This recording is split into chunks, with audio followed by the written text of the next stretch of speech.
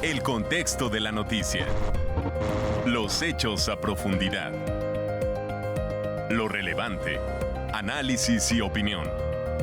Llegó la información ahora. Información ahora. Quinta temporada. Desigualdad. Esta es la información ahora. Somos una plataforma de periodismo narrativo. Nuestra quinta temporada se llama El precio del progreso, la pobreza en el estado de la bonanza. Pobreza, un fenómeno multidimensional que para entenderse necesita medirse algo más allá del dinero que entra con mes a cada hogar. Pero antes de hablar de las mediciones tenemos que ver dónde está la pobreza, dónde está la desigualdad. No hay que ir muy lejos. Santa Rosa Jáuregui, a 20 minutos del centro de Querétaro, tiene entre un 40 y 60% de su población en pobreza. San Miguelito, La Gotera, La Versolilla, Atongo, El Vejil, Escolásticas, San Fandila, La D. Todas las comunidades están a menos de una hora de la capital y en todas entre el 60 y el 80% de la población vive en pobreza, según datos del Coneval. ¿Qué es la pobreza? El organismo por excelencia para definir este concepto es el Consejo Nacional de Evaluación de la Política de Desarrollo, Coneval. Según su propio portal, México fue el primer país del mundo en medir este fenómeno como algo multidimensional, algo más allá de los ingresos. Pobreza es no tener a dónde correr cuando hay una emergencia de salud. Habla Victoria Suárez, de Puerto de Aguirre, a 30 minutos del Palacio de Gobierno. Necesitamos el apoyo más que nada para el centro de salud, porque pues para correr a Santa Rosa es muy pésimo en la noche. Habla Jaime Peña, vive en Paisajes de Lourdes, surrealista el nombre, en Corregidora, ubicado a 28 minutos del Palacio de Gobierno.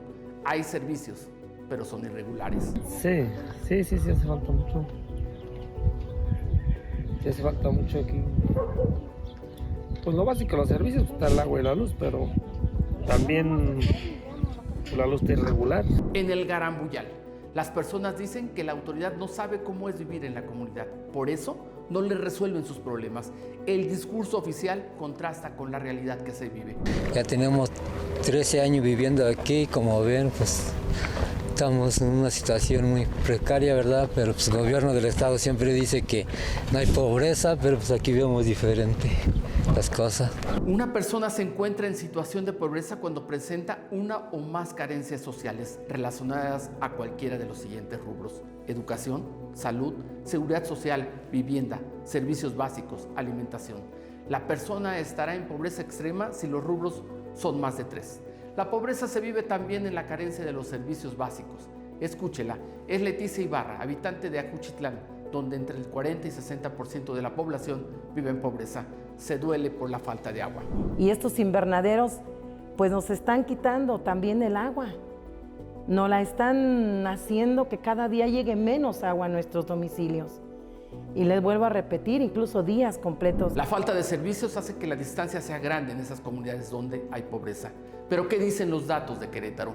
En el 2022, la última medición del Coneval reveló que el 21.7% de la población vive en pobreza. De este total, solo el 1.7% vivía en pobreza extrema. Dicho de otra manera, 536,000 personas estaban en pobreza moderada y 42,500 vivían en la pobreza extrema.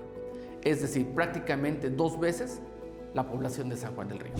Escúchelo, se llama Antonio Flores González y es sociólogo de la Universidad Autónoma de Querétaro. Otras concepciones de pobreza pues van a ser incluso más amplias, ¿no? No solamente condiciones de ingresos, no solamente condiciones materiales, sino también otras condiciones de vida, ¿no? Como cohesión social, como paz, ¿no? Como ciertas condiciones mínimas de vida digna que son más difíciles de medir.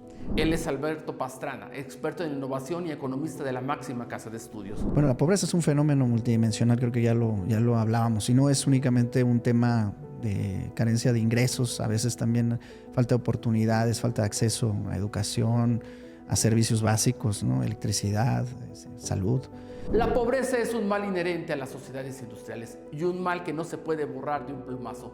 Se llama Karen Muñoz, es maestra de Ciencias Sociales en la UAC. Sí, yo creo que pensar en la erradicación absoluta de la pobreza es complicado porque otra vez, ¿qué determina la pobreza?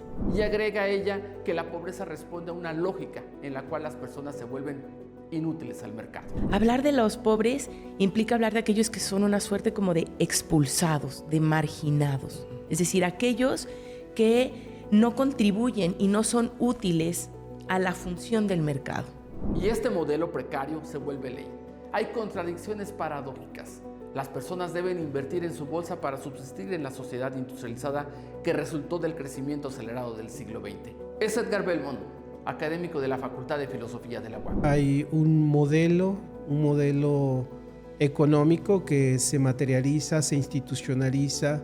Hay una especie de institucionalización de precariedad, ¿no? De la precariedad, con lo que hemos caracterizado como un modelo urbano industrial. Y a esto se suma el análisis de Marco Antonio León Hernández, regidor del Partido Verde, pero ha sido 4 veces diputado local, 2 veces regidor y, por si fuera poco, de distintos partidos, además de académico en la UAC por 28 años. Vea usted lo que dice y la inclusión de la palabrita neoliberalismo para explicar la precariedad del país. Pero todo este problema se sigue acentuando de la desigualdad porque no hay programas en la misma medida de orden social para atenuar este ejercicio capitalista del neoliberalismo. Y su conclusión es escalofriante. Toda esta parte que genera la desigualdad social es irrelevante y lo consideran quizás como un daño colateral o como algo normal. ¿Cómo se ve la pobreza en la capital de Querétaro? Los regidores de oposición insisten en hablar de algo llamado el otro Querétaro. Las colonias de la periferia donde la infraestructura es deficiente o inexistente. Las zonas donde es difícil acceder a servicios básicos. Existe otro Querétaro que está ahí a la vista de la gran mayoría, menos de quienes hoy gobiernan aquí en Querétaro. Sí es marcado porque tú no puedes concebir que alguna comunidad no tenga drenaje o agua potable cuando hay zonas dentro del municipio pues que no solo lo tienen de una alta calidad y lo tienen también con servicios adicionales. Es una desigualdad con la que tenemos serios problemas. Por otra parte, vas a comunidades en donde no hay luz, no hay agua. ¿Qué hace el gobierno? ¿Da paliativos, los famosos programas sociales que consisten en dar dinero de manera directa o a ciertos sectores de la población? Se llama Gilberto Herrera, diputado federal por Morena, representante de la Sierra Gorda. Es que no existe una política social del Estado Querétaro. Yo siento que es una política de dádivas nada más, ¿sí? Dantinacos, calentadores solares, pero no hay el interés de sacarlos del estado de marginación en el que están, del estado de pobreza. Los especialistas dicen que no hay que satanizar, porque tampoco es la solución. No hay que satanizarlos, yo creo que no. Yo creo que cuando satanizamos contribuimos a generar esto que para muchos autores es la otra cara de la pobreza, que no tiene que ver con las cuestiones materiales, objetivas, vinculadas a lo económico propiamente, sino a una cuestión más del imaginario colectivo. Alberto Pastrana dice que sin innovación el dinero que se reparta no tiene utilidad. Los programas sociales, por supuesto que eso aporta. Pero aún así, yo soy de la idea de que tenemos que apostarle al conocimiento. Y se suma la presidenta de Morena, Gisela Sánchez. Si son permanentes, pero si son como por una vez, pues no resuelve el problema. Y yo le digo, es un programa, debería de ser temporal o debería de tener cierta temporalidad, pero realmente se deberían de resolver los problemas de educación, de salud, de servicios, o sea, que son los que conforman la situación de pobreza. Desde la perspectiva de Antonio Flores, el sociólogo, el sistema social es el que no cambia. Morena no es anticapitalista, López Obrador, Claudia Sheinbaum no son anticapitalistas, ¿no? Les importa las inversiones, les importa sí, claro. el dinero. Y en ese sentido se parecen a la derecha y son similares a la derecha. Tienen otra preocupación social porque no sea tan escandaloso esto y hay que paliarle un poquito y hay que trabajarlo e implementan algunas políticas para paliar esto. Pero vayamos viendo quiénes son los encargados de la política social, los encargados de decir hacia dónde va el dinero público. Luis Bernardo Nava Guerrero asumió su encargo el 1 de octubre.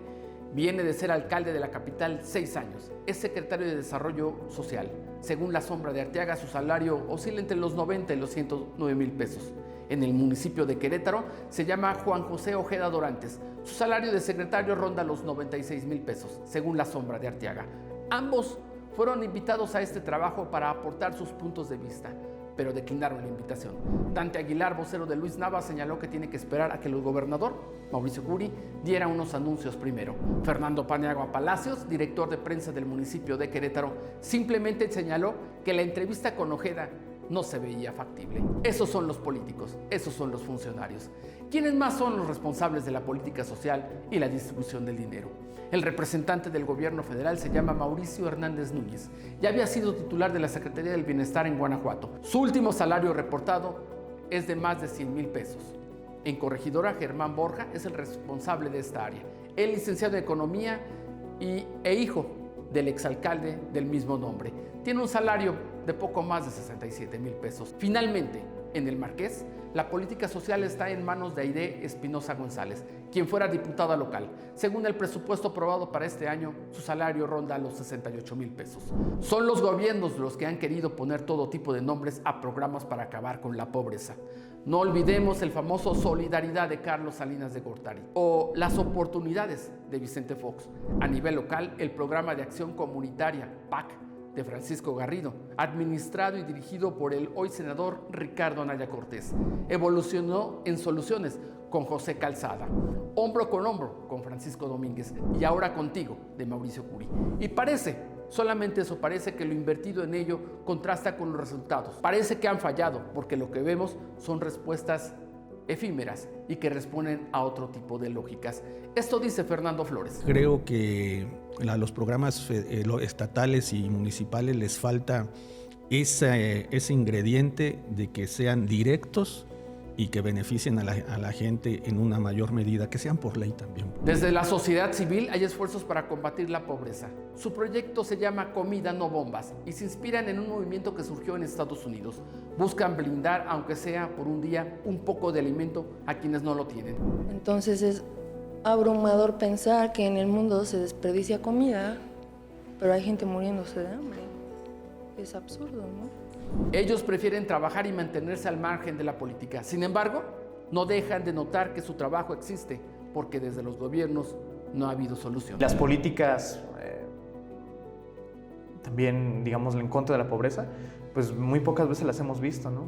No ha habido como, desde nuestra perspectiva, un acercamiento o un cambio en todo este tiempo que hemos estado. Pero otra forma de pobreza es a partir de la informalidad. Trabajar sin prestaciones ni garantías. 43.1% de la población económicamente activa trabaja en condiciones de informalidad.